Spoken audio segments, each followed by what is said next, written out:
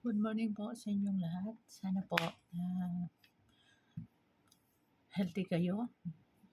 Healthy kayo ng gumising at okay yung mood ninyo. So, kumusta kayo? So, lahat. Ako dito super busy. Busy sobra at saka laging kulang sa tulog. Kasi hindi ako makatulog na may marinig ko na pumutok. Hindi ako makatulog sobra. So, inisip ko na lang pag mag-open yung airport na okay na ang flight, uwi isa ako ng Pilipinas. Gusto ko magpakasyon kasi napagod talaga ako na pagod at saka hindi pa ako nakarecover sa operasyon ko. So, pasensya na kayong lahat. Wala ako sa mood kagabi sa live ko kasi super pagod. Walang hintuan sa pagluto, paglinis. So, ngayon at saka ngayon busy pa rin ako. Kasi ang dami kong bibitin ng mga damit. Ito yung mga damit pinaplansa ko po ang dami. Dami pang nakapila sa labas. At saka maglinis, mamalansang, maglabang, magluto. Sobrang pagod talaga. Hirap ang OFW na buhay. Hindi easy yung pira na natanggap namin. Buhay ang yung isang paa namin parang nasa hukay na yung isang paa sa pamilya. Ang hirap talaga. Minsan, umiiyak ka. Minsan, masaya ka. Yan ang buhay namin dito. So, sana naman maintindihan ninyo kung minsan wala ako sa mood. Yung manood sa akin, wala ako sa mood minsan kasi napagod ako. May isa din na Pilipino na mag-join sa live ko, mamastos lang siya. Wala siyang ibang gagawin. Bastusin niya ako. So, hindi naman ako naapektuhan kasi alam ko naman kung ano ako. Hindi ko gawain bakit maapektuhan ko.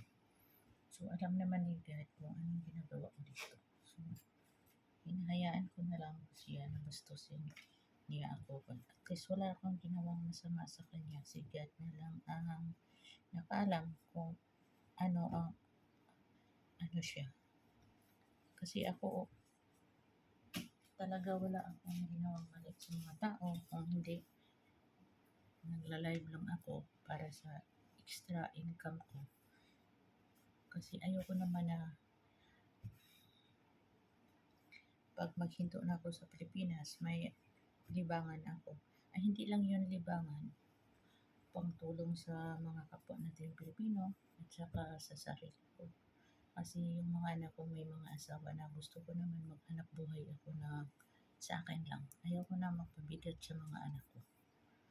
Gusto ko na maghanap buhay na walang halong sakit ng damdamin. Hirap kasi pag manghihi tayo ng mga anak tapos sabihan tayo na wala kahit mayroon.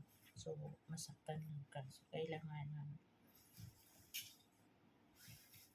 mag-ipon.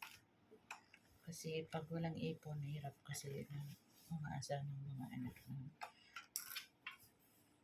alam ko naman na hindi sila maasahan. Kasi ako nagpatapos sila sa pag-aral tapos sila kung may kailangan silang pera sa akin. So, parang feel ko na pinapansin lang ako nila pag may kailangan sila. Pag wala na rin.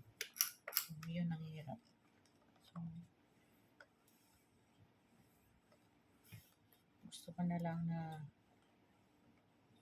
manahimik. Ayaw ko na makipagtaluhan sa mga anak ko. Gusto ko ng tahimik ng buhay. So, kailangan lang na lumaban at saka magdasal lagi na bigyan pa ni God na more blessing pa. At saka masaya na ako na makatulong ako sa kapwa kong Pilipino.